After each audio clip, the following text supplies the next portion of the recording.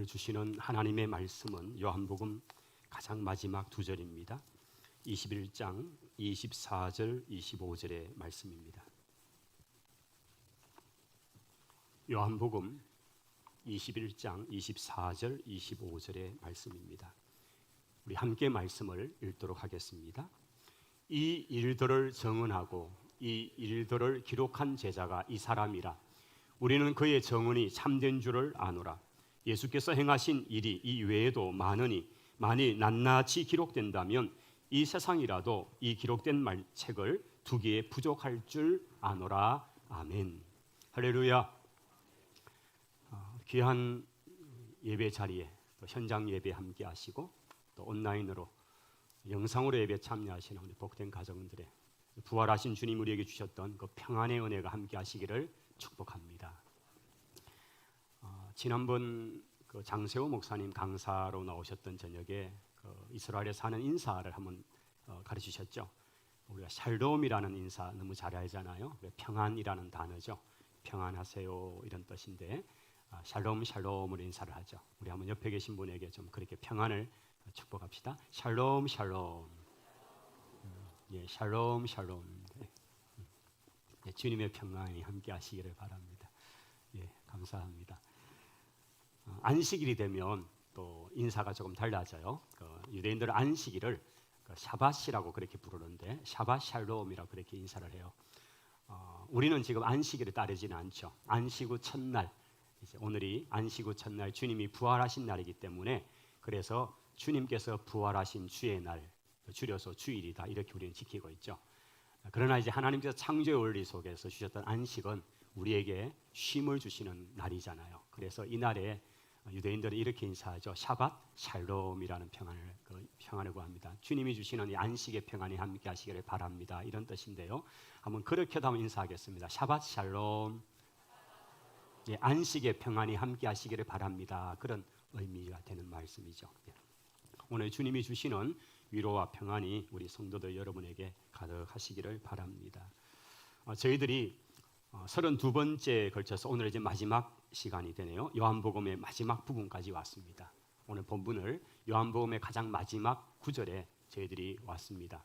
지난 32번 동안에 우리가 요한이 증거한 요한복음의 말씀, 그 주제는 이 앞에 이게 붙여놓은 이것과 같은 거죠. 우리 한번 같이 읽어보겠습니다. 우리의 구원자 예수 그리스도.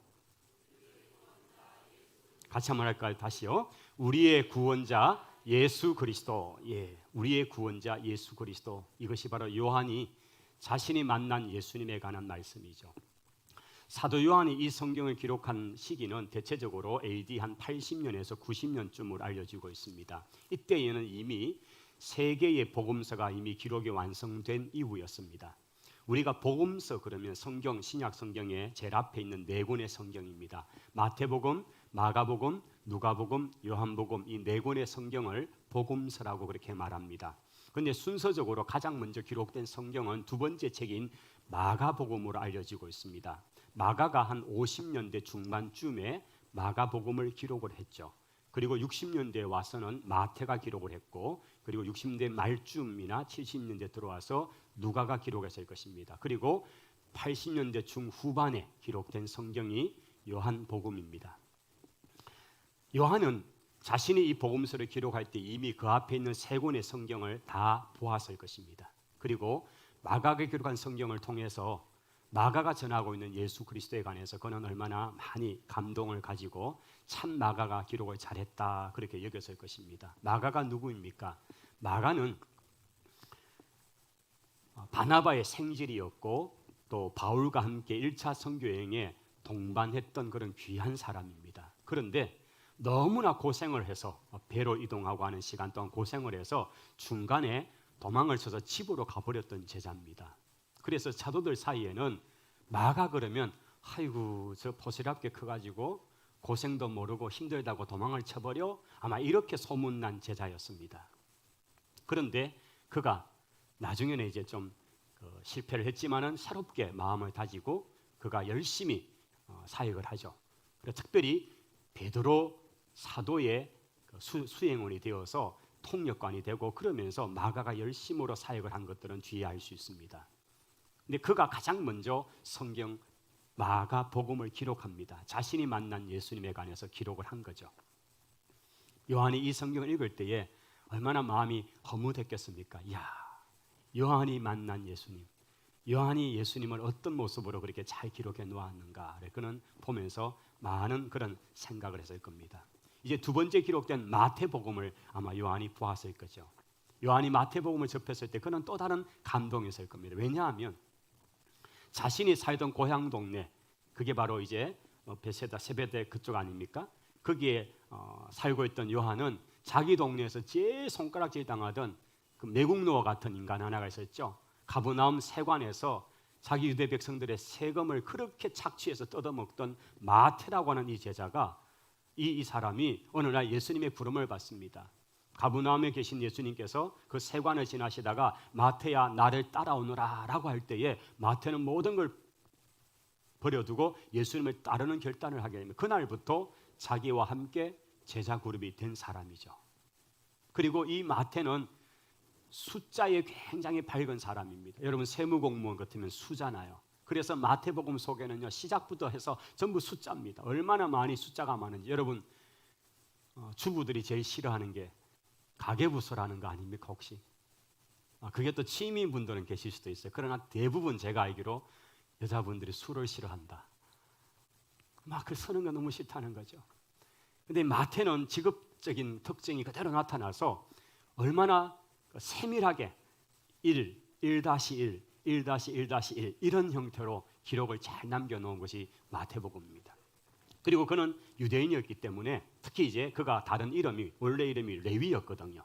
그러니까 레위요 마태라는 이름은 레위는 아마 자기 지파의 가능성이 큽니다. 레위 지파. 그러니 율법 구약 성경을 너무나 잘 알던 사람입니다. 그래서 사복음서 중에서 가장 많이 구약의 예언들을 인용해 와서 구약의 이 말씀이 이렇게 예수님에게 적용되고 이 말씀이 이렇게 성취되었다는 형태로 기록을 가장 많이 남긴 책이 바로 마태복음입니다. 그는 시작할 때 우리가 성경 읽을 때 제일 싫은 족보 얘기로 시작하잖아요. 누가 누구를 낳고 누가 누구를 낳고 시작해서 마태복음이 쭉 전개되는데 이것도 역시 마태의 특징이죠. 그가 바로 유대인이니까. 그리고 그가 기록한 성경은 유대인들에게 예수님은 그냥 갑자기 태어난 어떤 그런 분이 아니라 아브라함의 후손이요 다윗의 후손으로 오신 분이다. 이것을 나타낸 거죠. 그래서 아마 요한이 마태복음을 읽을 때 그는 정말 남다른 감동이었을 겁니다.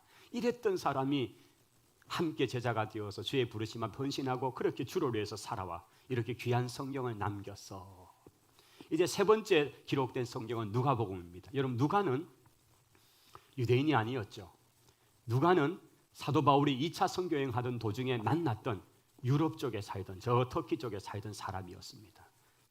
사도 바울의 일행에 합류를 하고부터 그때부터 이제 우리 성경 사도행전을 보면 우리가라는 표현을 하면서 누가 자신이 기록하고 있는 것을 비로소 밝히기 시작합니다. 11장까지는 그런 얘기가 없어요. 사도행전에 보면. 그런데 누가는 두 권의 성경을 남깁니다. 누가복음과 2편으로 이어진 사도행전이라는 성경, 이 두 권의 성경이 누가 자신이 기록한 것을 밝히는데 누가는 특징이 있습니다. 그는 일단 직업적으로는 의사입니다. 그리고 그는 굉장히 역사가였습니다. 그래서 그가 기록하는 것은 일반 기록과 다르게 굉장히 역사적인 그런 자료와 검증과 정언들을 바탕으로 많은 자료를 수집해서 기록을 했다고 자기 스스로가 밝히고 있습니다. 실제적으로 누가는 사도 바울이 감옥에 있는 2년 동안에 자신은 직접 이 팔레스타인 땅을 다니면서 2년 동안 자료 수집을 하고 많은 사람들을 만났습니다. 그리고는 하나하나 조사를 한 거죠. 그래서 누가만의 역사가로서의 독특한 방법으로 예수 그리스도의 출생의 비화들, 이것이 누가복음 앞부분에 많이 기록된 이유가 있는 거죠. 그러면서 누가복음 그 뒤에 2편으로 사도행전의 스토리를 통해서 하나님이 어떻게 역사 가운데 교회를 세워가시고 성령님이 역사하시는가를 잘 보여준, 그래서 굉장히 역사적인 가치, 이것이 있는 책이 또한 누가복음인 것입니다. 아마 요한은 누가복음 읽으면서 감탄을 했을 것입니다. 역시 누가야, 역시 누가야. 이제 요한은 그의 나이가 아주 많아졌을 때에 그는 하나님의 특별한 계시를 통해서 요한복음을 기록하게 됩니다. 요한은 누구보다 예수님을 일찍 만났던 제자가 아닙니까? 우리 예수님께서 처음 이제 공생의 사역을 시작하실 때 그분은 어디에 오셨습니까? 요단강 세례 요한이 세례를 주는 그 요단강에 오셨습니다. 거기서 세례를 받으십니다. 그때에 세례 요한의 제자로 있던 바로 사람이 요한이었습니다. 베드로의 형제인 안드레와 더불어서, 물론 베드로도 거기 같이 있었고요. 그리고 그 고향 동네 동네 사람 빌립과 나다니엘, 이런 사람들이 함께 세례 요한에게 매료가 되어서 세례 요한의 사역에 와서 도움을 도와드리면서 함께 수동도는 제자 그룹이었다고 나와 있습니다. 그런데 어느 날 자기 스승이 소개하는 한 분이 있습니다. 내 뒤에 오시는 한 분이 있는데 나는 물로 세례를 주지만 그분은 성령으로 세례를 주시는 분이야. 나는 그분의 신발끈도 풀고 매고 하지 못하는 그런 낮은 사람이야 라고 말하는 겁니다.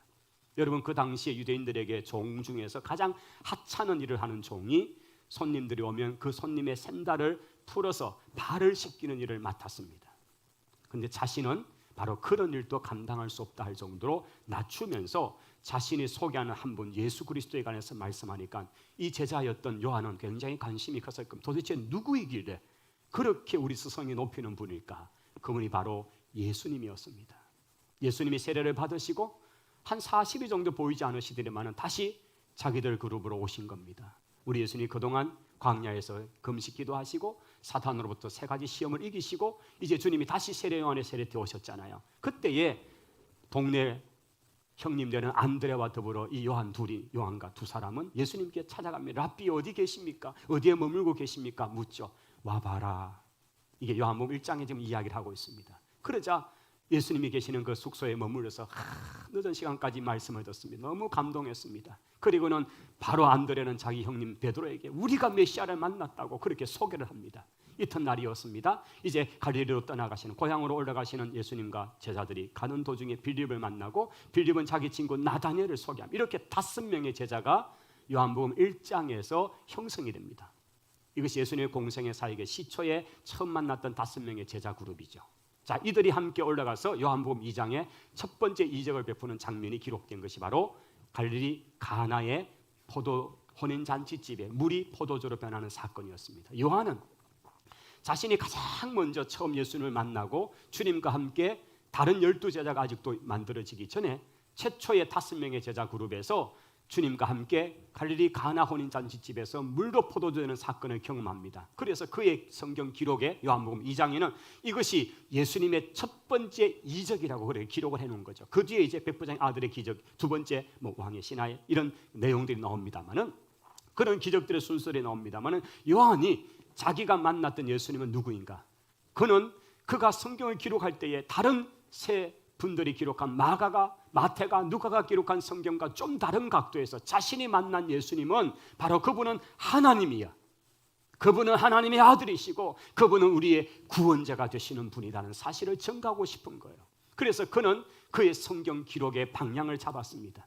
성령이 감동을 주시는 대로 기록을 남기는데 요한복음 1장 1절 처음 시작되는 구절이 이렇게 시작되죠. 태초에 말씀이 계시니라. 그 말씀이 하나님과 함께 계셨으니 곧 그 말씀이 하나님이다라고 하는 그런 너무나 다른 차원의 메시지를 시작합니다. 누구의 후손으로 누구의 아들로 태어났다고 하는 마태 기록과 다르고요, 주님의 사역의 첫 일생이 무엇이었다는 마가의 기록과도 다르고, 참으로 데오교류 박사에게 그렇게 자세히 살펴보아서 기록했다 역사적 서술을 했던 누가와 기록과 다르게 요한은 예수님은 누구인가? 그분은 모든 세상이 만들어지기 이전 태초에 원래 계셨던 분으로서 하나님의 아들로서 창조의 현장에 계셨던 그분이시고, 그분은 말씀이셨는데 그분이 육체를 입고 이 땅에 오셔서 우리의 구원자로 이 땅에 오신 바로 그 살아계신 하나님, 우리 눈으로 보이는 육신의 몸으로 오신 하나님, 그분이 예수 그리스도라는 사실을 증거하는 것입니다. 그가 요한복음 20장 마지막에 이렇게 기록을 남깁니다. 예수께서 제자들 앞에서 이 책에 기록되지 않은 많은 다른 표적도 많이 행하셨는데 오직 이것들만을 기록하는 것은 너희로 예수께서 하나님의 아들 그리스도이심을 믿게 하려 함이고 이것을 믿음으로 너희에게도 생명이 있게 하려 함이라. 할렐루야. 요한은 자신이 만난 예수님이 하나님의 아들이시요 그분이 세상의 유일한 구원자가 되시는 것을 증거하고 그분을 만남으로, 그분을 믿음으로 생명, 영생을 얻는 것에 이르기 위해서, 그래서 이 성경을 기록했다는 사실을 분명히 밝히고 있는 것입니다. 그는 예수님의 행적을 하나하나 추적해 가면서 누구보다 가장 먼저 예수님의 사역 초창기부터 함께 다녔던 제자로서 그는 자신이 알고 있는 많은 것들을 기록을 통해서 우리에게 던져주고 있습니다. 이제 첫 번째 유월절이 되었습니다. 우리 예수님께서 자신들과 함께 예루살렘 성전으로 올라왔습니다. 유월절에는 예년같이 수많은 갈릴리 사람들도 예루살렘 성전으로 여행을 합니다. 일주일 보통 기간을 잡아야 하죠. 그렇게 왔는데 그날은 예수님께서 이상했습니다. 아니 평소에 보았던 예수님의 모습이 아닙니다. 그분은 굉장히 뭔가 좀 과격한 것 같이, 아주 작심을 한 것 같이 그냥 성전에서 장사하는 사람들을 그냥 상을 뒤덮으시고 짐승들을 몰아내고는 그렇게 막 외치시면서 어디 내 아버지의 집을 강도의 굴혈같이 만들었다고 그렇게 소리를 치고 채찍을 휘두르시는 주님의 모습은 자신들의 눈에도 너무나 뜻밖의 모습입니다. 그런데 그때는 알지 못했지만 나중에 그들이 깨달은 것은 이것은 주님께서 철저하게 하나님 아버지의 말씀을 성취하는 것이었다. 주님 스스로가 자의적으로 하는 말씀 하나도 없고 전부 아버지가 일러준 말씀을 행하는 것이다 라고 하신 것들, 이것을 나중에는 알게 되었다라고 그렇게 갈로로 처리하고 있는 내용들이 많습니다. 그때는 제자였지만은 따라다녔지만은 주님이 왜 저렇게 하시는지를 몰랐지만은 나중에는 알게 된 것입니다. 그 사건으로 예수님은 하루아침에 탑뉴스의 주인공이 되어서 전역에 소문이 나기 시작합니다. 나중에 8개월쯤 지나서 나사렛 고향 동네로 오셨을 때 고향 동네 사람들이 긴장을 하면서 그때 유월절에 예루살렘 성전을 발칵 뒤집어 놓았던 사람이 바로 요셉의 아들, 목수 아들, 저 예수 맞지? 이렇게 긴장을 할 정도로 온 소문이 전역에 나게 한 거죠. 이것은 예수님의 철저한 의도가 있는 것이었죠. 당신이 누구이신지, 내가 바로 성경이 말하고 기다리던 바로 그 메시아다라는 사실을 주님은 자정하신 것입니다. 이제 한 해가 지나서 두 번째 유월절이 되었습니다. 제자들과 함께 다시 예루살렘으로 방문합니다. 우리 예수님께서는 그 두 번째 유월절 때에 예루살렘 성전 바로 가까이 있는 베데스다 연못에 오셨습니다. 그 연못은 온 이스라엘 사람들 사이에 소문이 나 있습니다. 저 물은 너무나 영험해서 저 물에 동할 때 제일 먼저 누구들이 들어가면 무슨 병이든 낫는다는 소문이 있었습니다. 그래서 수많은 병자들이 그 주변에 머물면서 한 달이고 1년이고 떠나지 않고 기다리는 겁니다. 바로 그곳에 38년 된 병자가 누워 있었습니다. 그런데 그곳에 주님이 찾아오십니다. 네가 낫고자 하느냐? 그때 그는 이렇게 하소연하죠. 선생님, 저는 몸이 이렇게 힘든데 누가 나를 도와주지 않아서 물이 동할 때 가면 늘 꼴찌를 합니다. 그래서 저는 나을 길이 없습니다.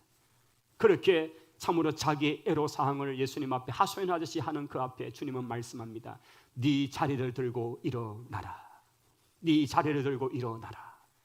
그 말을 듣는 순간에 그는 그냥 자리에 벌떡 일어나는 것입니다. 여러분, 38년의 세월 동안 누워있던 그 환자가 예수님을 만나고 난 인생이 바뀌어진 것입니다. 여러분, 38년이면요 우리 인생은 좌절합니다. 낙심합니다.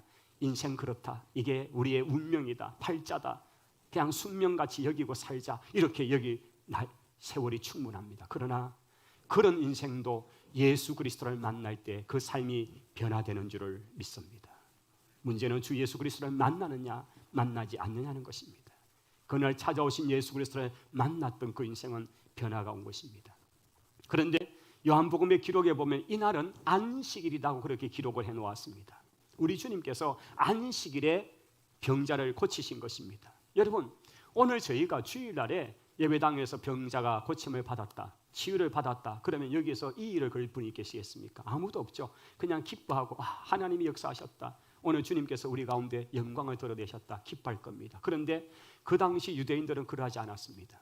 왜 안식일에 사람을 고치느냐? 시비를 겁니다. 주님은 이제 계속적으로 의도적으로 안식일에 어떤 일들을 계속합니다. 회당에 가서 손 마른 사람 손을 고치는 것도 안식일에 하십니다. 이걸 집중적으로 요한이 기록하는 이유는 주님께서 그 유대교가 가지고 있는 어리석은 생각들, 특별히 안식일에 대한 잘못된 생각을 깨부수는 일을 주님이 하고 있다는 걸 보여주시는 겁니다. 주님께서 그렇게 저항하는 바리새인들 앞에 말씀하죠. 안식일에 선을 행하는 것과 악을 행하는 것 무엇이 옳은 거냐? 안식일에 병든 자를 고쳐 살리는 것은 선한 일이 아니냐? 하나님이 하지 않으면 어떻게 그 일이 가능하겠느냐?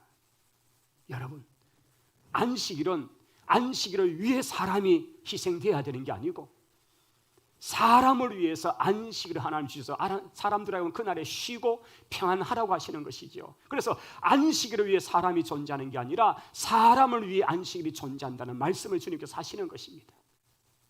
여러분, 종교에 함몰된 사람들은 그 안식일 자체를 위해서 우리 이것을 해야 되고 하지 않아야 되고 이것을 하면 안 된다, 이런 법으로 지키고 있는데 주님께서는 그걸 깨트리신 것입니다. 실제적으로 지금 오늘날도 이스라엘 땅에는요, 안식일의 규례가 너무나 엄청난 규례들이 많습니다. 여러분, 대표적인 한 가지는 엘리베이터에 보면 이런 문구가 적혀져 있습니다. 하나는 히브리어고 하나는 영어로 되어 있습니다. 그게 이렇습니다. 안식일의 엘리베이터는 모든 층이 자동으로 섭니다 라고 되어 있습니다. 안식일날 여러분, 만약 오늘 주일날에 예배당에 오시면서 엘리베이터를 타셨는데 우리 본당이 2층이거든요. 여러분께서 2층 버튼을 딱 누르는 순간 안식을 범한 겁니다. 왜냐하면 일을 한 거거든요. 아니, 버튼을 누르는데 그게 일이라고요? 저기 본당을 밝히는 그 스위치가 여러 개가 있습니다. 저걸 이렇게 이제 우리 교육자들이나 담당자들이 킵니다. 여러분은 안식일을 범하셨습니다. 그렇게 되는 거예요. 어떤 질의 변화가 올 때 이것은 일이 되는 겁니다. 그렇게 만들어 놓은 안식의 규례법들이 너무나 많습니다. 그래서 안식일이 되면 평소에 사용하던 그런 엘리베이터의 모든 것은 자동이 되어가지고 안식일 딱 되면 그냥 손을 터치를 안 해도 그냥 딱 서면 문이 자동으로 열립니다. 문이 닫히죠? 1층에서 2층으로 또 문이 열립니다.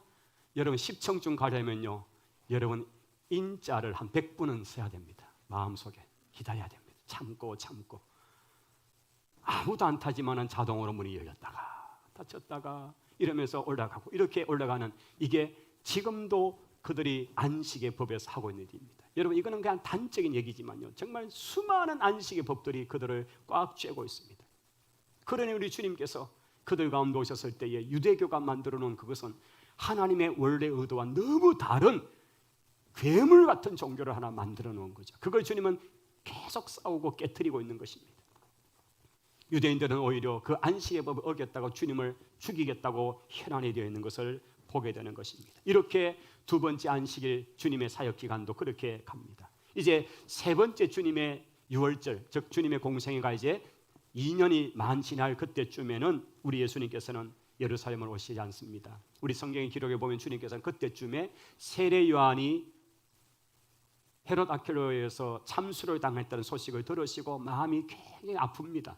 그래서 주님께서 한적한 곳으로 따로 피하셨다고 되어 있습니다. 그 당시 요단강을 중심해서 서쪽 편은 헤롯 아켈라오가 있고 동쪽 편은 헤롯 필립이 살고 있습니다. 그게 영지입니다. 그런데 헤롯 아켈라오에 의해서 세례 요한이 참수를 당한 소식을 듣고 주님께서는 요단강 동편 헤롯 필립이 다스리는 영지에 있는 베세다 쪽으로 잠시 몸을 옮기셔서 쉬고자 하십니다. 그런데 사람들은 또 예수님 소문을 다 듣고는 거기까지 주님을 찾아온 겁니다. 그때 찾아온 남자들의 숫자가 5,000명, 아이들과 여인들을 합치면 약 2만 명 정도 숫자가 되었을 거라고 합니다. 거기에 많은 사람들이 몇 시간에 걸쳐서 주님이 계시는 그 한적한 빈들 베세다에 와서 말씀을 들었습니다. 이제 해가 질 시간쯤이 되어가니까 빨리 집으로 돌려보내야 합니다. 왜냐하면 가는 길 여정에서 힘드니까요. 그때 주님께서 말씀하죠. 너희들이 이 무리들을 그냥 보내지 말고 먹을 걸 줘서 보내라. 좀 먹여서 보내라. 그러자 셈 계산이 빨랐던 제자는 지금 이 사람들에게 먹을 것이 사준다면 약 2천만 원 정도 필요합니다. 200데나리온 나오죠. 지금 한 2천만 원 지금 급히 구할 수 없습니다. 있다 해도 마트가 없습니다. 이렇게 살 데가 없습니다. 그러자 아주 재발했던 안드레는 그 무리들 중에서 아이에게서 받은 도시락 하나를 가져옵니다. 보리떡 5개와 물고기 2마리, 오병이어를 가져옵니다. 주님, 이것밖에 지금 구한 게 없는데 이거라도 무슨 혹시 쓸 데 있겠습니까? 그때 주님께서 그걸 받으시고 축사, 즉 감사 기도를 합니다. 그리고는 제자들에게 나누라고 말씀합니다. 여러분, 보리떡 5개, 물고기 2마리는 한 사람이 먹는 양입니다. 그런데 그걸 나누면 5분의 1로 나누면 5명이 먹을 것이고 더 쪼가고 내면 10명이 먹고, 근데 그것은 양도 안 찰 것이고, 근데 나누기를 시작하니까 계속적으로 나온 겁니다. 성경의 기록이 정말 이럴 때 이제 참 우리의 믿음이 요구됩니다. 나누기를 시작하는데 거기 모였던 사람들이 다 먹기를 시작합니다. 나중에 12광주리가 남았다고 성경이 기록합니다. 그런데 그 현장에 앉아있던 사람들에겐 느낌이 다른 겁니다. 야, 어디서 이 맛있는 빵을 가져왔지? 삼립빵인가? 이렇게, 이게 아니라 그 순간 그들에게는 자기들의 조상, 우리 조상들이 광야에서 생활할 때에 어떤 것도 농사 지을 수 없는 그 상황에서 매일같이 하나님이 내려주시던 만나를 그들은 떠오르게 된 거죠. 하늘의 양식이로다. 그들은 너무 기쁜 겁니다. 그러면서 이 기적을 베푸신 이가 누군고? 저분은 바로 하늘로부터 오신 분이시다. 요한은 바로 그 얘기를 하는 겁니다. 주님이 그날 하셨던 말씀, 나는 생명의 떡이다는 바로 그 말씀. 요한은 그 말씀을 캐치하고, 예수님은 하늘의 양식을 주실 수 있는 하늘의 하나님, 그 하나님의 아들이시다는 사실을 그는 그 기록을 통해 우리에게 증가하고 있는 것입니다. 그렇습니다. 우리 주님은 궁핍한 상황, 참으로 모자라는 상황, 즉 이 땅을 살아가는 광야와 같은 상황, 우리가 할 수 없는 그런 상황들, 우리가 어떻게 해낼 수 없는 그런 여건들, 환경들 속에서 있을 때에 하나님께서는 우리에게 양식이 되어주시고, 하나님께서 우리에게는 생명의 떡이 되어주시는 분이십니다. 우리가 그분을 믿고 그분을 의지하고 그분에게 우리의 삶을 맡길 수 있기를 원합니다. 마태복음 6장 33절의 말씀처럼 너희는 먼저 그 나라와 그 의를 구하라. 그리하면 이 모든 것을 너에게 더하신다는 그 축복의 우리를 기억하시고, 그 나라와 그 의를 구하는데 여러분께서 먼저 나아가시면 이 모든 것을 더한다는 이것이 정말 약속인지, 이것이 정말 주님이 하신 그냥 공할 공약인지, 여러분 한번 우리 삶 속에서 여러분께서 경험해 보시기를 원합니다. 진짜 하나님 나라를 구할 때에 먼저 그 나라와 그 의를 구할 때 하나님이 그 다른 어떤 것들은 모든 것들을 어떻게 책임지시는지를 경험해 볼 수 있기를 축복합니다. 여러분 그러한 간증이 있을 때 우리 인생은 달라집니다. 이번 20일간 오늘 이제 마지막 저녁인데 7시 반부터 이제 집회가 될 겁니다. 또 오늘은 마지막이기 때문에 사실 주일날은 저희들이 따로 모이지 않지만은, 그러나 오늘은 여러분 좀 자발적으로 원하시면 오시면 저희들이 앞에서 영상을 좀 틀어서 함께 하기를 원합니다. 마지막 시간이어서 좀 그러면 좋겠다는 마음이 있습니다. 여러분 이번에 왔던 많은 분들의 간증들 속에서 놀라운 사실 하나는 뭡니까? 그분들이 그 인생 속에 예수 그리스도를 만났다는 사실입니다. 그리고 그 만난 예수 그리스도를 통해 인생이 바뀌어졌다는 사실입니다. 그리고 만난 그 예수님을 통해서 그 인생이 그러면 그 순간 만사형통이 났느냐, 모든 것이 형통해졌느냐, 그게 아니더라는 사실입니다. 그들은 예수님 만나고 난 뒤에 예수님을 위해 건너가는 그 삶을 사는 동안에 그 인생은 십자가의 길이요 고난의 길이라는 사실입니다. 우리는 착각을 하는 게 많습니다. 주님을 따라가면 모든 것이 형통해지고 모든 것이 나아질 것이다. 그런데 실제적으로 우리의 길은 고난의 길입니다. 십자가의 길입니다. 순간순간 주님의 동행 없이는 살 수 없는 길이 주님과 함께하는 삶이라는 겁니다. 여러분 이것이 이번 간증을 통해 한 대부분의 사람들이 하고 있는 공통된 고백입니다. 주님을 극적으로 만났는데, 그런데 주님이 주시는 분명한 사실은 우리 마음이 주시는 평안입니다. 기쁨입니다. 그리고 그 고난을 이겨낼 수 있는 힘이었습니다. 그 상황이 갑자기 완전히 바뀌어지고 무슨 인생이 완전히 바뀌어지고 그게 아니더라는 사실입니다. 주님이 우리에게 말씀하는 것은 나와 함께 고난의 길을 걸어가겠냐, 나와 함께 십자가의 길을 걷자고 주님은 요청하시는 것입니다. 오늘 주님을 따르고 주님의 제자의 삶을 살기 원하신다면, 많은 사도들이 그랬고 결국 요한 역시도 그렇게 걸어갔던 주와 함께 죽음의 길까지 걸어갈 수 있고 주와 함께 십자가의 길, 고난의 길을 기꺼이 걸어갈 수 있는 결단, 이것이 주를 따르는 제자의 다짐이 될 수 있기를 바랍니다. 그런데 그것이 억울한 길이 아니고 서러운 길이 아니고 영광의 길입니다. 비록 험한 파도 우리 앞에 있고 비록 우리 앞에 답답한 상황이 참으로 쉽게 그렇게 변화되지 않지만은, 그러나 끝까지 우리와 함께 하시는 주님을 믿고 그 길을 끝까지 달려갈 수 있기를 바랍니다. 제가 언젠가 금요 기도회 때 한번 했던 오스왈드 샌더스의 모래 위에 발자국이라는 시를 다시 한번 소개하기 원합니다. 이 오스왈드 샌더스가 한 모래 위의 발자국은 이런 내용이죠. 어느 날 꿈을 꾸었네. 주와 함께 바닷가를 거니는 꿈이었네. 하늘을 가로질러 빛이 임한 그 바닷가 모래 위에 두 쌍의 발자국, 즉 4개의 발자국이 보였네. 나와 주님이 함께 손잡고 바닷가를 걷는 걸음이었네. 그런데 어느 날 내 뒤를 돌아보니 발자국은 딱 2개밖에 없었네.